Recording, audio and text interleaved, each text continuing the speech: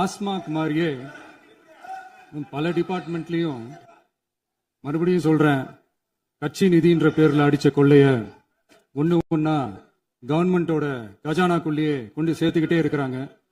இப்பவும் சொல்றேன், மக்கள் பணத்துல இருந்து ஒரு பைசா கூட தொடமாட்டோம், தொடவும் விடமாட்டோம், தொட்டா விடமாட்டோம், இதுக்கு முன்னாடி தொட்டவங்களையும் விடமாட்டோம். இப்ப புதுசா ஒரு வெப்பன் ஒண்ணு கொண்டு வந்திருக்காங்க. அது என்ன தெரியுமா? இப்போ ஆட்சி நடப்பதை நம்முடைய தயவில் தான் நடந்து கொண்டிருக்கிறது என்பதை மறந்துவிடக்கூடாது. ஆக நம்முடைய கூட்டணியில் இருந்த கட்சிகளுடைய தயவோடு தான் இன்றைக்கு இந்த ஆட்சி நடந்து கொண்டிருக்கிறது. அவங்க தயவால தான் நம்ம ஆட்சி நடக்குதான். மக்கள் தயவால இந்த ஆட்சி நடந்துகிட்டு இருக்கு. இன்னைக்கு ஒரு முடிவோட தான் இருக்கானுங்க போல இருக்கு. என்ன? எப்போ நம்மள விரட்டி அடிப்பானுங்க, இப்போ அடிச்சு விரட்டுவானுங்க போல. இந்த சமூக நீதி அரசு சமூக நீதி அரசுன்னு சொல்றவங்களை பார்த்து கேக்குறேன், நம்ம பட்டியலின சகோதரர்களுக்கு எத்தனை அமைச்சர் பதவி கொடுத்தீங்கன்னு கொஞ்சம் சொல்ல முடியுமா?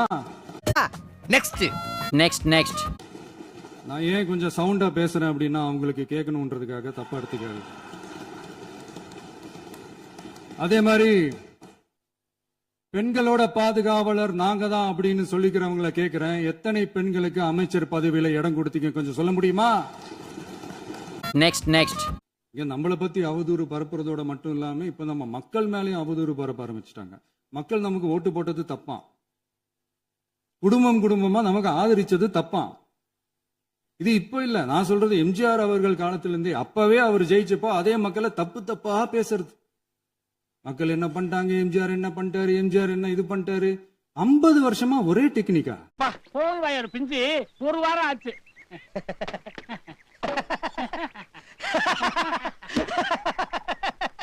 அரசியல்ல இதெல்லாம் சாதாரணமா.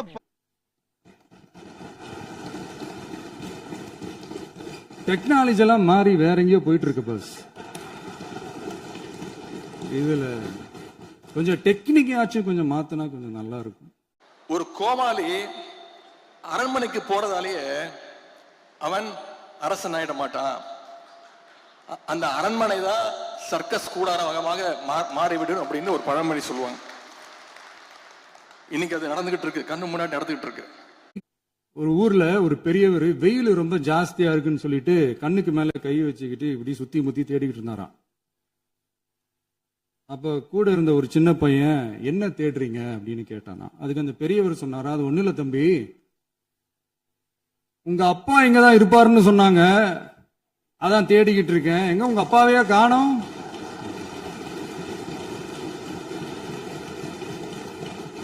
இல்ல, அந்த எங்களுக்கும் நக்கலா நையாண்டியா சம்பந்தம் இல்லாத குட்டி கதை இதெல்லாம் எங்களுக்கும் பேச தெரியும். அந்த கதையில பெரியவர் அப்படி சொன்னாராம், தப்பா எடுத்துக்காதீங்க. அந்த கதையில பெரியவர் அப்படி கேட்டாராம். அதனால யாரும் இங்க டென்ஷன் ஆக வேணாம். அரசியல்ல இதெல்லாம் சாதாரணமா. அவங்க இருந்திருந்தா ஒரு ஆக்ஷன் பண்ணணும்னு எனக்கு தோணுச்சு. எல்லாரும் போயிட்டாங்க. பர்மிஷன் பண்ணலாமா? இப்பவும் பண்ணலாம், ஒன்றும் தப்பு இல்லை.